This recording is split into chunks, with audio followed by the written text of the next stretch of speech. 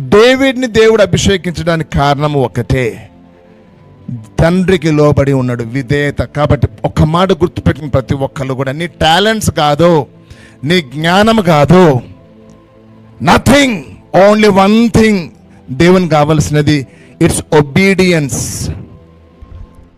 Your spiritual maturity does not increase your anointing. నీ ఆత్మీయమైనటువంటి ఎదుగుదల అనేది నీ అభిషేకాన్ని హెచ్చించదు. నీ అభిషేకము విస్తరించాలి అని అంటే, యువర్ అనాయింటింగ్ షుడ్ ఫ్లో అంటే, it's not because of your seniority, it's not because your senior.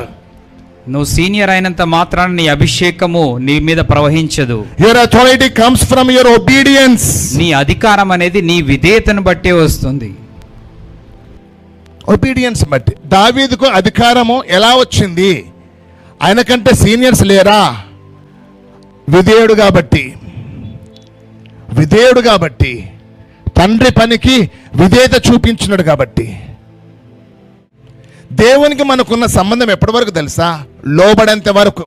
నేను అందుకంటే కదా, అవర్ రిలేషన్షిప్ కానీ, దేవునితో మనకున్న రిలేషన్ కానీ, చర్చ్లో మనకున్న relation, all everything depends upon the obedience.